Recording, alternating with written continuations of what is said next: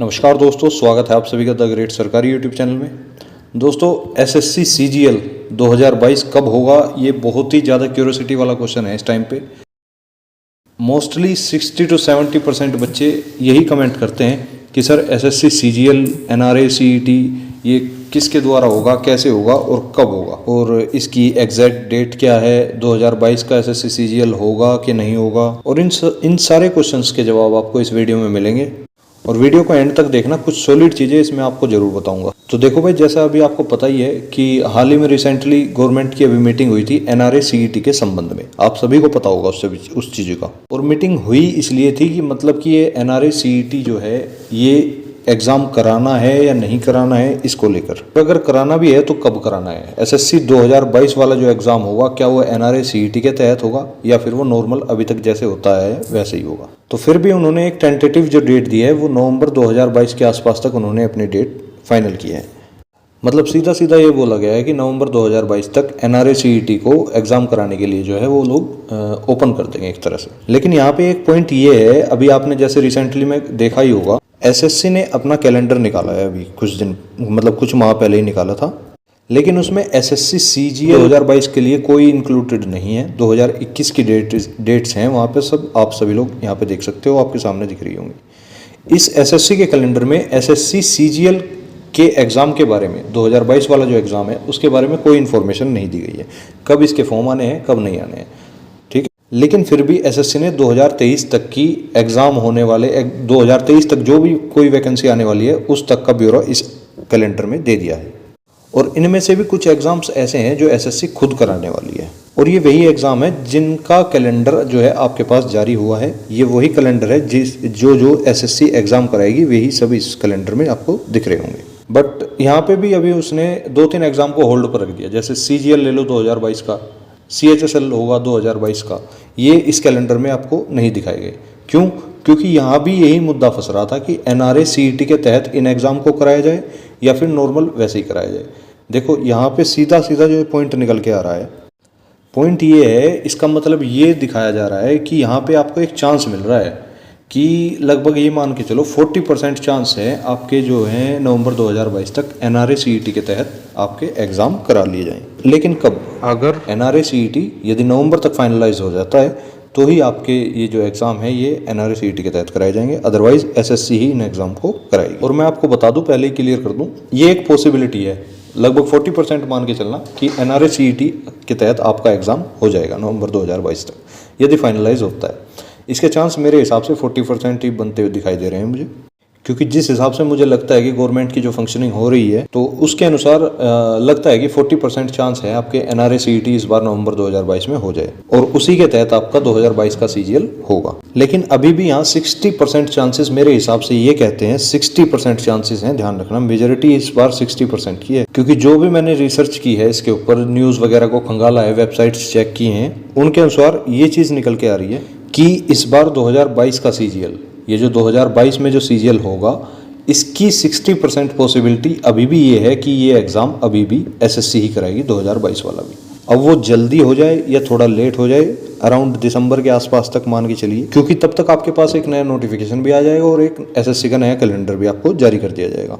और उसी नए कैलेंडर के अंदर ही ये डेट्स जो हैं एसएससी 2022 वाली, ये डेट्स और ये एग्ज़ाम भी इंक्लूडेड होंगे उसी में ही। लेकिन अब ये वाला जो कन्फ्यूज़न है ना, ये बहुत बड़ा कन्फ्यूज़न है, क्योंकि जो एस्पिरेंट प्रिपरेशन कर रहे हैं उनके लिए काफ़ी ज़्यादा दिक्कत करने वाली चीज़ होती है ये। क्योंकि आप एक ऐसे एग्जाम्स की तैयारी करने जा रहे हो जिसमें अनसर्टनिटी है, अभी भी गवर्नमेंट की तरफ से कुछ क्लियर ही नहीं होगा या नहीं होगा।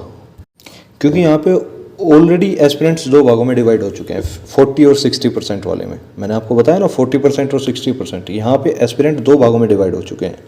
कुछ लोग सोच रहे हैं कि एनआरए सीईटी के तहत ही सीजीएल होगा और कुछ लोग सोच रहे हैं कि एसएससी ही इस बार सीजीएल को कराएगा। तो ये बहुत बड़ा कन्फ्यूजन बना हुआ है। तो इसी के बारे में बात करेंगे। एक्चुअल में यही डिफाइनिंग फैक्टर है, क्योंकि अभी एग्जाम का फिक्स नहीं है आपका कि एग्जाम कब होने वाला है, एग्जाम कौन कराएगा। लेकिन फिर भी क्राउड तो वही है, एस्पिरेंट तो वही है, तैयारी करने वाले बच्चे सभी वही हैं। भले ही आगे जाकर इस एग्जाम्स के कुछ पैटर्न चेंज भी हो जाएं, लेकिन जो एग्जाम देने वाले बच्चे हैं, एस्पिरेंट्स हैं, वो तो फिर भी इस एग्जाम को देंगे। जैसे सपोज करो आप एसएससी सीजीएल की तैयारी कर रहे हो, ठीक है, एसएससी सीजीएल सीएचएसएल किसी की भी तैयारी कर रहे हो और सेम यही पैटर्न आपका एनआरए सीईटी के थ्रू चला जाता है, तो क्या आप एनआरए सीईटी के तहत एसएससी सीजीएल, ये जो है एनआरए सीईटी के तहत सीजीएल नहीं दोगे? बिल्कुल दोगे, ऐसा कोई भी नहीं होगा जो नहीं देगा भाई, सीधी बात है। तो मैं वही चीज़ बता रहा हूँ, क्राउड वही है, एस्पिरेंट वही है सब लोग, बस ये है कि ये पता लग जाए कि कब एग्ज़ाम होना है, कौन कंडक्ट कराएगा, बस और कुछ नहीं है। तो बस इस चीज़ को आपके साथ डिस्कस करता हूँ, आपको बहुत सी चीज़ें समझाता हूँ, बस आप इस चीज़ को मिस मत करना, समझ में सब कुछ आ जाएगा। तो चलो अब मैं आपको बताता हूँ कि यहाँ पे जो एस्पिरेंट हैं वे दो भागों में कैसे डिवाइड हुए हैं। तो एक तबका ये है, एक तबका ऐसा है फिलहाल तैयारी करने वालों में, वो इस चीज़ का वेट कर रहा है कि अगर गवर्नमेंट की तरफ से कुछ फिक्स ऑर्डर आ जाए कि हाँ भाई एसएससी एग्ज़ाम कराएगा, हाँ भाई एनआरए सीईटी के तहत एग्ज़ाम होगा, मतलब कुछ चीज़, एक चीज़ फिक्स हो जाए और गवर्नमेंट उसको बता दे कि भाई एसएससी के थ्रू ये जो है सीजीएल का एग्ज़ाम होने वाला है 2022, तो मैं तभी तैयारी स्टार्ट करूँगा, ठीक।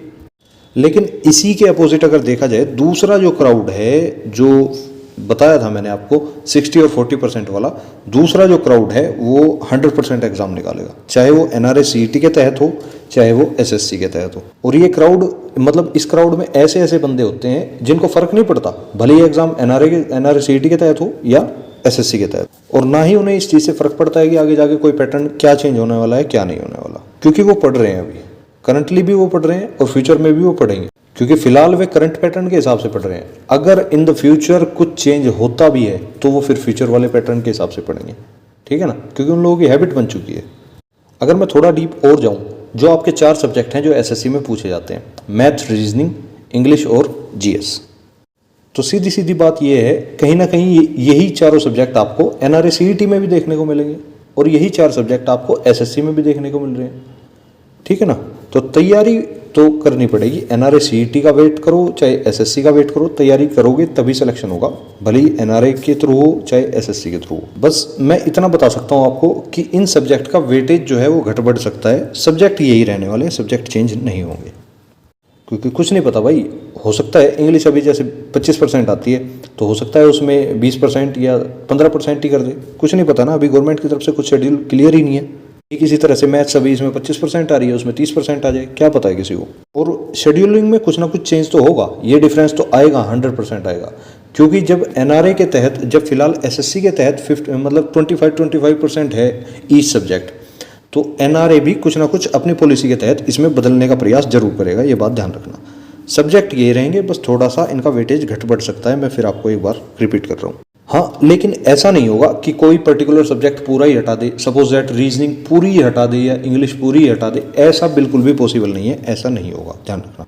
तो अब बी के लिए जो सिलेक्शन लेने वाले बंदे हैं वो क्या कर रहे हैं, उनको पता है, उनका क्लियर है बिल्कुल स्टार्टिंग से कि बस यही 4 सब्जेक्ट हैं जो उसमें आने वाले हैं, भले ही एसएससी के थ्रू हो या एनआरए के थ्रू हो। हमें फोकस केवल और केवल इन 4 सब्जेक्ट पे करना है, वेटेज का देखा जाएगा जब जैसे जो भी होगा। और मान के चलो जैसे कुछ नहीं भी आता है, मान लो आपने कुछ चीज़ पढ़ ली और वो एग्ज़ाम में नहीं आई, जरूरी नहीं है ना कि आप जो चीज़ पढ़ो वो सभी एग्ज़ाम में आए, ठीक है ना, लेकिन आपको पढ़नी जरूरी है। ऐसा क्वेश्चन कोई नहीं जाना चाहिए जो आपने पढ़ा ना हो, हाँ, लेकिन तब आप हार जाओगे यदि आपने पढ़ा हुआ क्वेश्चन भी गलत कर दिया, ठीक है ना। यदि आप पे कोई आता हुआ क्वेश्चन गलत हुआ तो इसका मतलब आप जो है अपने कंपटीटर से 1-2 कदम पीछे हो चुके हो यहीं पे, ठीक है ना, क्योंकि आपका कंपटीटर उस क्वेश्चन को नहीं छोड़ेगा, 100% दावा है, ठीक। तो आता हुआ क्वेश्चन तो कभी गलत मत करो, और जो क्वेश्चन नहीं आता उसके पीछे पढ़ो भी मत, क्योंकि जो क्वेश्चन तुम्हें नहीं आ रहा, तुमने इतनी तैयारी की है, वो सामने वाले को क्या आएगा, क्या पॉसिबिलिटी है इसकी, 50-50% चांस है ना भाई। जो क्वेश्चन तुमसे नहीं आया वो उससे कैसे आएगा, हार्ड तो दोनों के लिए हार्ड होगा। मैं मान के चलता हूँ जो चीज़ तुमने पढ़ी वो सामने वाले ने नहीं पढ़ी, ठीक, तो जो क्वेश्चन तुम्हारे पढ़े हुए में से आ गया वो सामने वाला तो कर ही नहीं पाएगा, तो उसके लिए वो चीज़ हार्ड हुई या नहीं हुई। तो ठीक इसी प्रकार से आता हुआ क्वेश्चन बिल्कुल भी छोड़ना नहीं है, बिल्कुल गलत नहीं करना है। और इसी के अनुसार वो लोग जो हैं वो अभी लगे पड़े हैं बिल्कुल पूरी रूप से, बस केवल इसी आधार पे वे लोग लगे पड़े हैं, क्योंकि अगर एसएससी एग्जाम करा रही है तो वो लोग बहुत ही आगे पहुंच जाएंगे इस रेस में, ध्यान रखना। और इन द केस यदि एनआरए सीईटी के तहत भी सीजीएल होता है तो भी उन बंदों की नॉलेज उन जैसे लोगों से आगे है जो ये सोच के बैठे हैं कि एक बार कोई चीज़ फाइनलाइज हो जाए गवर्नमेंट के द्वारा तब जाकर तैयारी स्टार्ट करेंगे, ठीक है ना। तो देखो यार, जब तक आप किसी फिक्स डेट का इंतजार करते रहोगे ना, तब तक वो बंदे बहुत आगे निकल जाएंगे और इनफैक्ट निकल चुके होंगे। तो फ़ायदा इसी में है कि अभी से लग जाओ, ये 4 ही सब्जेक्ट हैं आपके आने वाले, वेटेज घट बढ़ सकता है लेकिन इन 4 में से सब्जेक्ट कोई नहीं हटेगा। फ़ायदा इसी में है कि अभी से इन चारों सब्जेक्ट पे थोड़ी पकड़ बना के चलो। एनआरए एग्ज़ाम कराए या एसएससी एग्ज़ाम कराए, दोनों में आपको फ़ायदा ही मिलेगा, नुकसान किसी में नहीं मिलेगा, ध्यान रखना। क्योंकि यदि आपको सिलेक्शन लेना है सच में, तो आपको यही करना पड़ेगा, ध्यान रखना।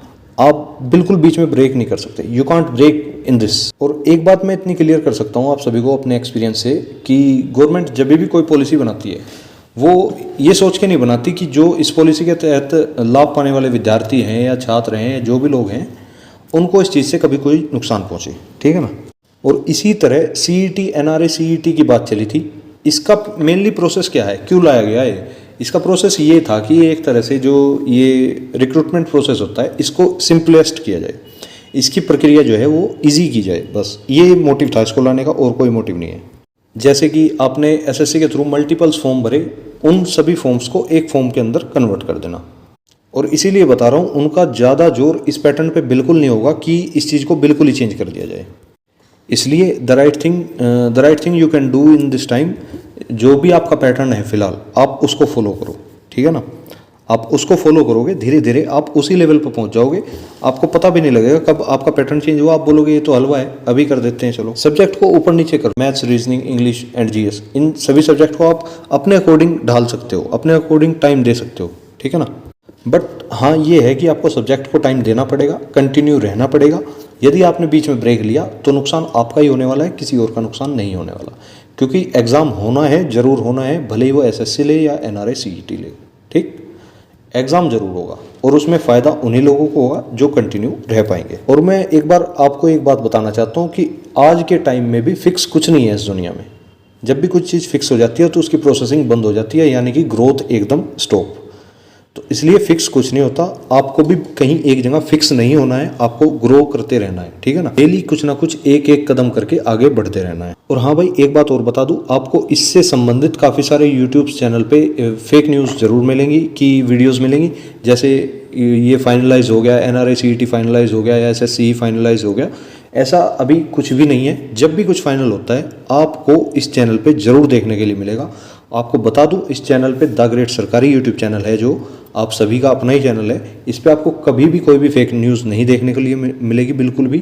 तो इससे संबंधित मैं आपको ये बताना चाह रहा हूँ कि बिल्कुल किसी फेक न्यूज़, फेक चैनल के चक्कर में ना पड़े, सीधा आप लोग इसको ज्वाइन कर सकते हैं। आपको सीजीएल या एसएससी से संबंधित सारी जानकारी इसी चैनल पर दी जाएंगे, ठीक है। और उन फेक वीडियोस को देखने के बजाय आप लोग अपना टाइम यदि अपनी स्टडी में दो तो वो ज़्यादा सही है। क्योंकि जब कुछ होगा वो तो मैं बता ही दूंगा, उसकी तो आपको टेंशन लेनी ही नहीं है बिल्कुल भी, ठीक है ना। तो इसलिए उन फेक वीडियोस को देखने में जितना टाइम जाता है उतने टाइम में आप यदि 15 सवाल भी निकालते हो तो वो भी आपको फ़ायदा देंगे। अरे यार 15 में से कम 7-8 सवाल तो होंगे ऐसे जो आप याद रख पाओगे, होंगे या नहीं होंगे। और यदि आप उन वीडियोज़ को देखते हो तो वे 7-8 भी गए, फ़ायदा क्या हुआ। और ना ही न्यूज़ मिली ना ही क्वेश्चन कर पाए। बस मेरा कहना लास्ट में यही है कि अच्छे से पढ़ाई करते रहो, दम लगा के पढ़ाई करो, कोई दिक्कत नहीं है, जो भी होगा देखा जाएगा। एग्ज़ाम ज़रूर होना है, एग्ज़ाम निकालेगा भी वही बंदा जो अभी से कंटिन्यू है, ठीक है। बस आज के लिए इतना ही है इस वीडियो में। उम्मीद करता हूँ कि आपको कुछ ना कुछ क्लैरिटी जरूर मिली होगी, पॉजिटिव एनर्जी भी कुछ ना कुछ जरूर मिली होगी।